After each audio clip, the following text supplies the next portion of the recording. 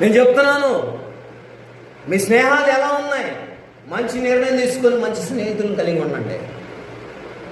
నా స్నేహితులు ఉన్నారు దేవుని సన్నిధిలో, వారు దేవుని సన్నిధిలో గడుపుతారు. ఎంత కష్టమైన దేవుని మీద ఆధారపడతారు వాళ్ళు. స్నేహం నిన్ను నిలబెడతా చెల్లిమా. స్నేహం నీ జీవితాన్ని నిలబెడుతుంది.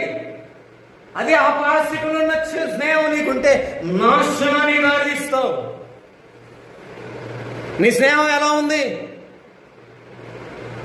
ఎవరితో నువ్వు స్నేహం చేస్తున్నావు?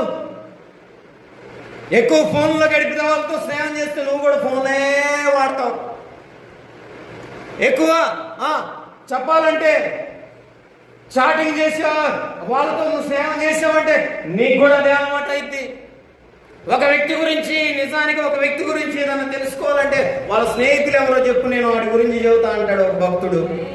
మీకు తెలుసా ఈ విషయం? నీ స్నేహితులు ఎవరో చెప్పండి, నీ స్నేహితుల గురించి వాళ్ళ బ్యాక్గ్రౌండ్ చెప్పండి, మీరెవరో కూడా చెబుతారంట ఆ భక్తుడు అన్నాడు. ఈరోజు నీ స్నేహం ఎలా ఉంది? చాలామంది ఈ రోజుల్లో స్నేహాలు సరిగా చేయలేక, చెల్లెమ్మ నేను చెప్తున్నాను, చాలా జాగ్రత్తగా, నువ్వు చిన్న వయసు, చాలా జాగ్రత్తగా తమ్ముడా నీ స్నేహం చాలా జాగ్రత్తగా ఎంచుకో. కాలేజీల్లో తమ్ముడా కాలేజీకి వెళ్తున్నారు కదా, ఎవరితో నువ్వు స్నేహాలు చేస్తున్నావు? దేవుడు మనందరితో మాట్లాడుతున్నాడు. వాక్యం 2 అంశాలు కలిగిన అది బంధుత్వాన్ని చూడు. జాగ్రత్త, నీ వెనక ఉంటూనే నీ గోతులు తీస్తాడు స్నేహంలో. ప్రార్థనకి వెళ్ళే వాళ్ళతో స్నేహం చేయండి, ప్రార్థన పరులతో స్నేహం చేయండి. దానియేలు ప్రార్థన పరులతో స్నేహం చేసి వాళ్ళతో అంటాడు, రండి మనందరం కూర్చొని ప్రార్థన చేద్దాం. ఎప్పుడన్నా అన్నాడా నీ స్నేహితుడు ఆ మాట? ఎక్కడన్నా అన్నదా చెల్లెమ్మా? మీరు కలిగి ఉన్నారు కదా స్నేహాలు. దేవుడు మనతో మాట్లాడుతున్నాడు అభిషేకం ద్వారా.